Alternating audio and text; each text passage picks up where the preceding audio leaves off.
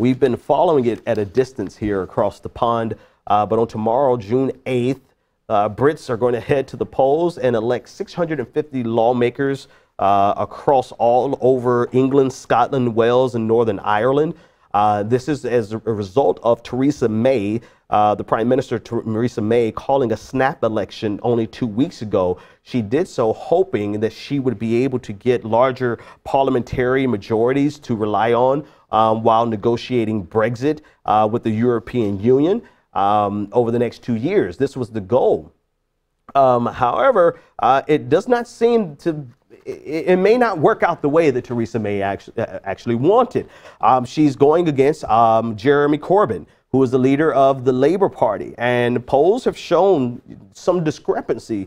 There are some polls that show Conservatives with a very large lead at the beginning of the campaign. But now that lead all the polls are showing that lead has dwindled, particularly among young people who registered to vote for the very first time. And so in a lot of ways, this campaign is shaping up to be a continuation of the global referendum on where are we going from here? Are we going to continue in the rightward swing, the global rightward swing that brought us Brexit, that attempted to bring us Marine Le Pen, that brought us Donald Trump, and Theresa May calling for an election, a snap election, has actually exposed perhaps the pendulum swinging back in the other direction. And so polls are showing that the lead has dwindled.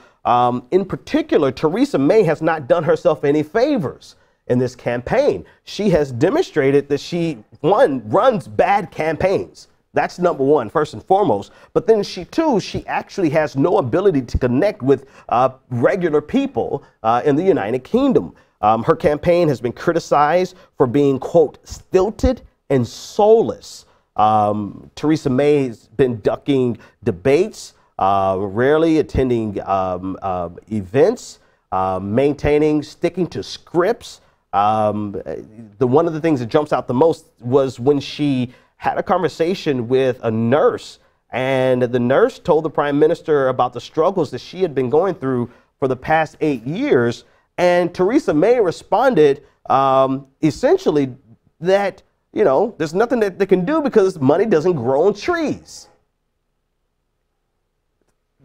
This is the real question is whether or not this is going to translate into a smaller, at a minimum, a smaller majority in the parliament. Is her inability to run an efficient campaign and her inability to connect with the common person going to translate into larger majorities for the Labour? That's what matters the most. But in almost a tangential conversation, it's fascinating to see the things that the Conservatives are able to get away with, just brazenly get away with in the UK. And the question is, will the people rise up on tomorrow to make a statement against them? I mean, there's a couple of other things here that I want to run over. One of the most controversial proposals from the Conservative Party is being called the dementia tax. And this is an official Conservative policy plan to charge senior citizens more for social care. Now, after the backlash, Theresa May quickly dropped that proposal, insisting that it was not an about face. But in many ways, she was probably just floating a trial balloon to see if this is something that they can get away with.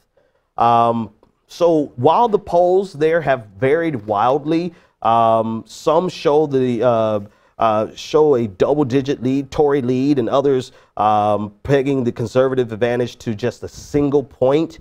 The reality of it is that it all comes down to who's going to show up tomorrow. Now, I have a video that I want to play of Theresa May that I think is the most alarming for two reasons. What she said, and two, how the crowd responded to what she said. This is in light of all of the terrorist attacks that have happened in the region and in the nation over the past few weeks. And it gives you insight into the reality that conservatives always benefit off of terrorism and fear. Conservatives always benefit off of terrorism and fear because it gives them the ability to push their agenda and to push the envelope on civil liberties all in the sake of getting people safe or keeping people safe. This is the clip I want you to watch. I mean longer prison sentences for those convicted of terrorist offences. I mean making it easier for the authorities to deport foreign terrorist suspects back to their own countries.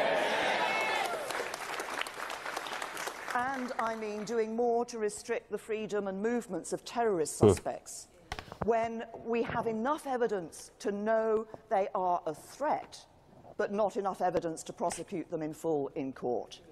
And if our human rights laws stop us from doing it, we'll change the laws so we can do it. I'm sorry. That is so fascinatingly disturbing to me that she can, with a straight face, tell the audience, tell the nation, tell the kingdom that if our human rights laws prevent them from accomplishing what they want to accomplish with regard to suspected terrorists, they will change the human rights laws.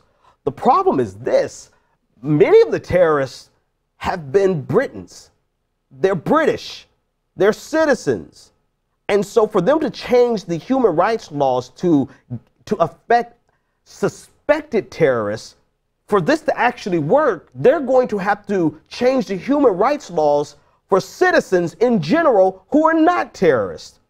And this is how it always begins. This is how you get you get your civil liberties tread upon in broad strokes, all because people are afraid of terrorism and leaders take advantage of that fear. And she said this to an audience that applauded her. That audience should have instantly booed her. But if there are any similarities that we could draw between the United States and the United Kingdom, it is that politics too often becomes a football sport, a team sport, where you're simply cheering for your team. Never mind what your team says, never mind what your team represents, never mind if your team does things that are detrimental to you. This is your team, these are your colors, and you're going to cheer whatever the hell that leader says.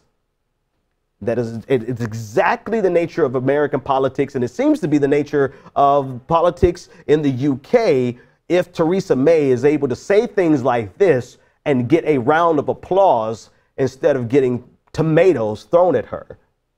But again, it's a play on the fear that is lingering in the community because of the terrorist attacks, but that speaks to the nature of conservatives across the globe. They thrive on terrorist attacks.